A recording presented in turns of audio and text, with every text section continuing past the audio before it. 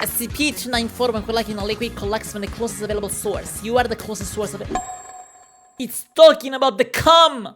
Let us watch SCP Containment Breach trademark. Oi, wakey shithead, it's time to talk about SCP. One of the strangest cultural phenomenons I've ever encountered on the internet. Nowhere else can you come— I used to read the wiki, like, daily. I would read it in the morning, because I knew that if I read it at night, I would have nightmares. But one story that kind of messed me up back in the day when I read it is about I think it's like teleporting stalker crabs. Or something like that. There's very little evidence that they exist. What happens is they stalk you, and you can never prove that they're stalking you. But you know they're stalking you. Like, they're always like in the corner of your eye, and there's nobody you can talk about, like nobody believes you, nothing can be done about it. Eventually, the people that they stalk go crazy and get isolated more and more, and then eventually when they're really alone and nobody's gonna find them, they kill them. across something that can be genuinely considered a piece of professional art right next to the most cringe-worthy piece of fan-fiction ever conceived. SCP-40... That is true. There is the SCP about... There is the whole, like, series of SCPs that is about a furry spaceship or some SCP-4032 is... Oh god, it's the gassing SCP, what the fuck? Wait, what? An open-source horror series with a cancerously contrived lore centering around the eponymous SCP Foundation, the most comically incompetent paranormal organization ever written. And I think it's fairly safe to say that SCP wouldn't have gotten to such a monolithical point without one key thing.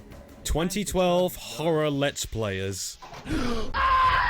SCP Containment Breach is a horror game. A horror game released in the year of our Lord 2012, which I will reiterate was an excellent year for horror games. Created by Eunice Rikonen. 2012 and 2011, they're like the golden years of gaming. 2012 to 2014, I wanna say. Guess what happened that ruined all of that? Can you guess what happened around 2016 that ruined all of that? That's right, Fortnite released.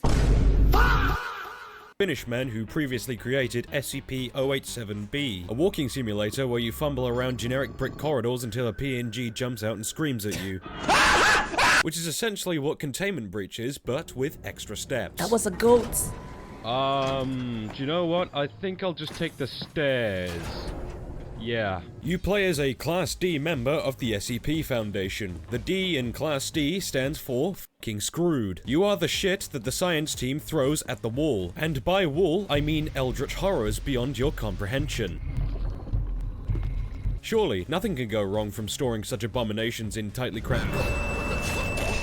You're greeted by the guards, who I assume got their training from playing Gmod Dark RP. Citizens aren't supposed to have guns. Admins aren't supposed to suck dicks. Naturally, shit goes wrong. Everyone forgets their training, and everyone gets their shit pushed in. And you need to escape. Unfortunately for you, the protagonist, you have been endowed with the powers of quick saving, essentially dooming you to an eternity of reliving the same traumatic events over and over and over again, with the only way to maintain your grip on sanity being to find the most ridiculous ways of dying possible. Your main adversary will be SCP-173, the original, the OG, if you will, who cannot move unless he breaks line of sight. Unfortunately for you, you haven't slept since Joe Biden won the elections, and you blink ridiculously often. Joe, I'm half expecting to get jump scared as soon as I open my eyes. In spite of this game's survival horror status, you are not expected to survive. The base game mechanics and the randomized map layout are geared in such a way they will take you multiple playthroughs, hours of experimentation, and endless nights of screaming into your microphone to make sense of what the hell's going on. Yeah. The maps may be randomly generated, but you're always guaranteed certain items within certain rooms. Keycards, documents with keycodes scored on them, notes written by your co-workers slowly going insane, you know, boring shit. You know what's not boring? Gas masks. Specifically, Russian gas masks. Equipping it offers you a get-out-of-jail-free card if you get into any overtly sticky situations, because it transports you to...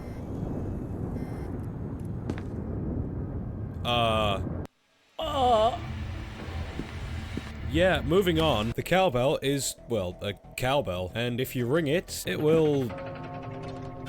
Oh. There is also a glory hole, which, if you slip something special inside, it will give you something special in return. Oh, nice, I got a key. I'm not sure what else I'm supposed to say to that, really. I'm gonna go on a tangent.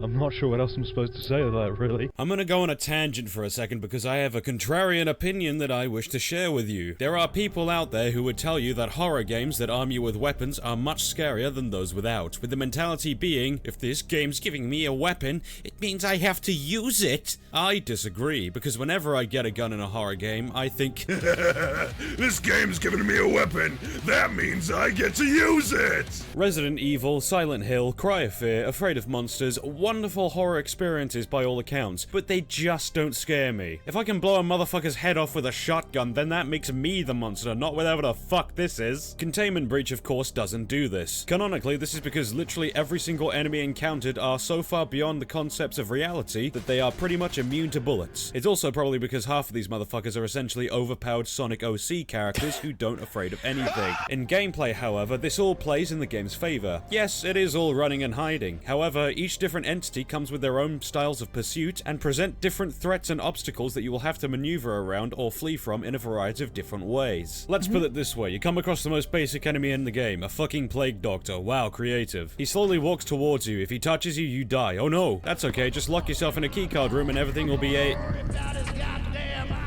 Oh, the old man, colloquially known as the Radical Larry, yes, seriously, can appear literally anywhere at any time and phases through walls like he doesn't even give a fuck. So you try to run away, and then you notice your stamina bar draining faster than usual, and then you put on the NVGs. For fuck's sake. Essentially what I'm saying is that the variety in enemies and the roles they play in the sandbox go a long way in enhancing the game, forcing you to strategize, learn the map layout, and figure shit out on the fly. Until you get to the MTF units. Oh, baby, it's triple! These beefcakes put 096 to shame, because by the time you figured out they're there, they've already 360 quickscoped your ass.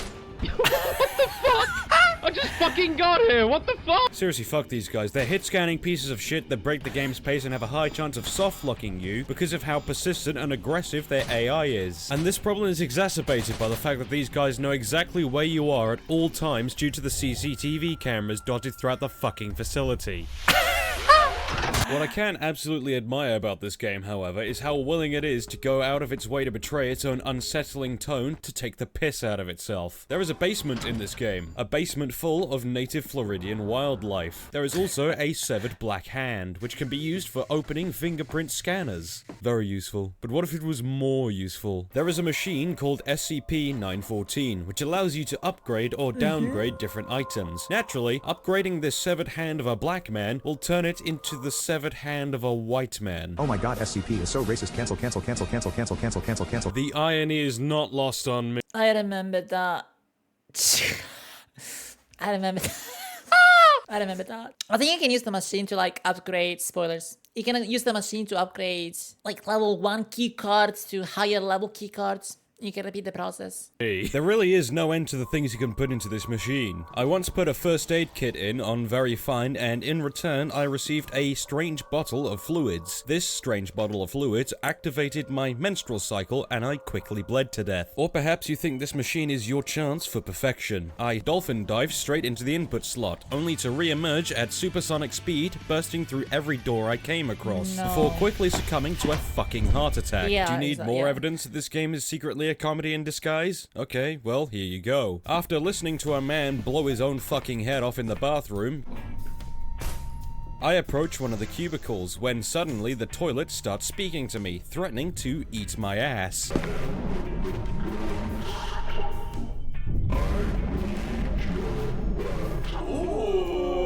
I encountered the head office, where it turns out the site director had kept a stash of cannabis on his desk at all times, and you can smoke it. What is with this fucking game? Then, of course, we get to the coffee machine, which dispenses literally anything but. Naturally, my first instinct was to order a shot of whiskey. Do a shot of whiskey. Do a shot of whiskey. Do a motherfucking shot of whiskey. You can also drink God. That doesn't sound good. Jesus fucking Christ! However, if you're really desperate, you can always order a cup filled to the brim with cum. I'd like to imagine the interrogator whose job it is to get the main character in for questioning, and he asks him to turn out his pockets, and he just hands him a cup full of someone's cum. And then he pats him down a little bit later, only to find a severed hand, a joint, and a fucking credit card. But let's get Who's cum? That's the real question.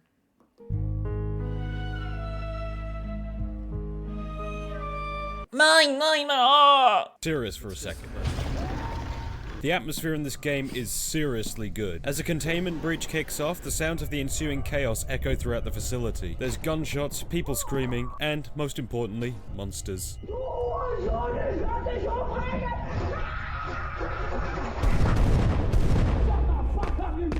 Eventually, all goes silent, a thick fog engulfing the hallways, ensuring you can't see any further than a few meters in front of you. Your movement is slow and sluggish, and every other room you enter is littered with choke points and hidden compartments from where you can easily get ambushed at any given moment. As I said earlier, most horror games allow the player some form of reprieve in the form of a safe room that allows you to compartmentalize your inventory and gain yourself some breathing space. Containment Breach, however, utilizes containment chambers for the different entities as save points. Knowing that you're forced to save your game in a room right next to, this, while this droning music plays in the background, you don't feel safe whatsoever. And even if they're just for show, the threat of 106 showing up out of fucking nowhere is very real, forcing you to constantly remain on the move and funneling you into contact with more and more creatures that want nothing to do than use your small intestine as a fucking fleshlight. The game even somehow manages to make the main menu feel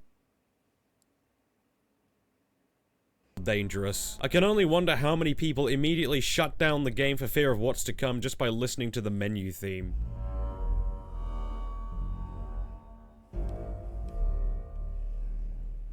I never played this game.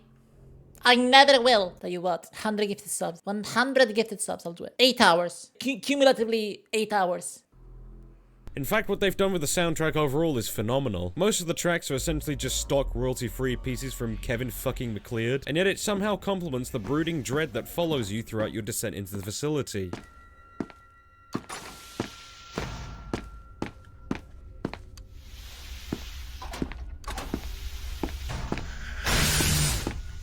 I mean, obviously the best track in the game is 012's theme.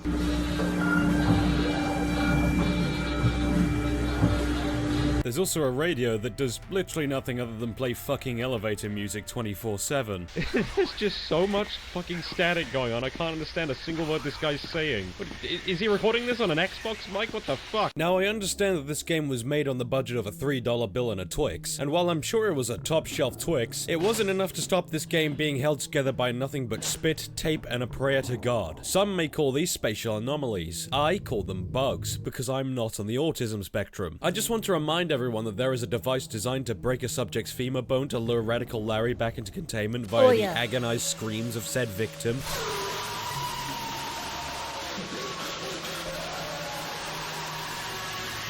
And this exists in the same universe as Evil Wizard Ruth Bader Ginsburg. Oh my god! Given the randomized layout of the map per each playthrough, sometimes the map will attempt to, fold in. But like, that's the cool thing about this game and SCP in general, is that it's got that old internet vibe. Other things like Miku, Toho, hell, even I Wanna Be the Guy, they have this like homebrewed, not very well thought out or produced vibe to it, where you get different ideas, like different vibes, all mixed in together. And it's also like kind of like open source in a sense. Like people make fun content of like Miku and fun games and Toho games and Toho content and stuff like that all the time. It reminds me of the old internet.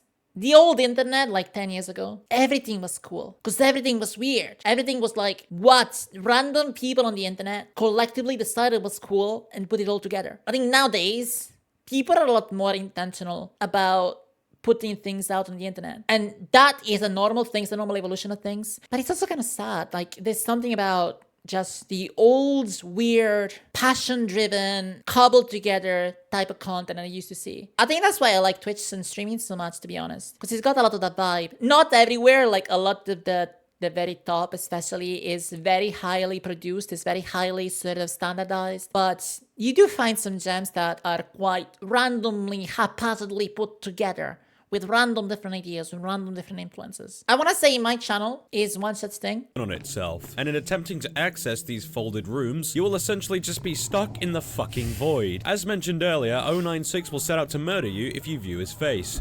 Hello, past Yoshi? Yeah, this is you from the future in the editing room. You never actually said this, you bumbling fucking idiots. You might want to at least consider checking through your script from time to time, you jackass. Nothing can stop his wrath. Except for elevators, apparently. I don't know. I mean, I snuck up to the missile silo, and in spite of his manic screams, he simply could not find a way to get to me. Probably because the SCP Foundation haven't invented stairs yet. There is a skull in light containment that, if touched, will force you to relive the memories of a deceased Holocaust. Okay, Jesus fucking Christ. Once again, Al Gore is a SCP in this continuity. However, it intermittently teleports you between the flashback and the present, and unfortunately for me... Oh, and also, regardless of how many walls are between you and them, the voices will sometimes go full schizo on you after detecting you through the walls. Who's that? Who the hell is that? I mean, when it comes down to it, some of these bugs are really quite funny. However, they can completely break the game if storyline-centric rooms are mapping over each other. Your progress will remain completely dead in the water, and you will have no choice but to start all over again on a new save. And I don't need to tell you how frustrating that is. So long story short, in spite of its incredibly obvious shortcomings, namely the dated visuals and the bugs, Containment Breach is perhaps one of the greatest horror games I've ever played. It's incredibly apparent that every single second spent working on this game by the dev team was done so with unadulterated passion for the world of SCP, yet is able to stand up on its own two legs as a tense and relentless experience that has haunted the internet halls of fame for over a decade now. I think it's safe to say that this game has gone on to inspire plenty of other people to make their own contributions in the SCP community as well. I mean, do I even need to go into SCP Secret Laboratory? Don't worry, Eva. It will take a couple of minutes. Okay, Frank. I gotta go. See you later. As Eva walked away. So Frank walked into Rick's What am I listening to? Where's the bed? Where's the bed?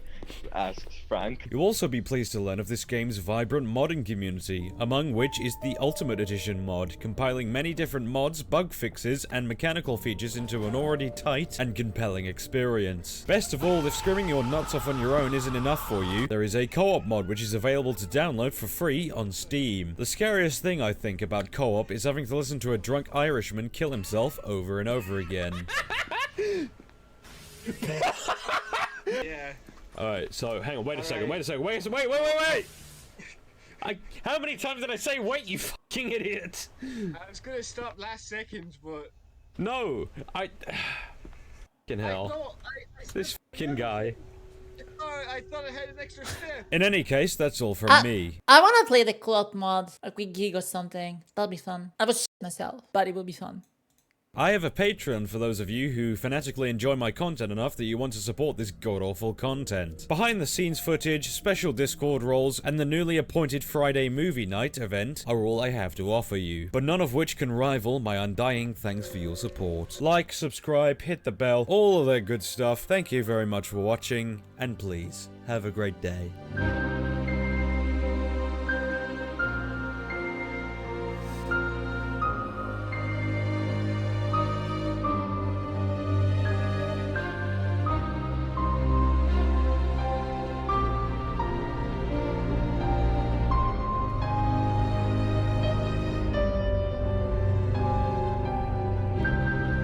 What a beautiful video. I like this channel. I remember when SCP was an interesting site with pseudo-scientific creepypasta I read through whenever I was bored. But in mid-2010s, everything turned into it's a normal ring, but if somebody doesn't wear it 10 minutes, the universe explodes. I mean, I'm sure the quality of stories in SCP have dropped over time, or it's been a bit all over the place, hasn't it? The early SCP were bangers, yes they were. Yes they were. SCP-294, when collecting a liquid, collects from the closest available source. You are the closest source of it.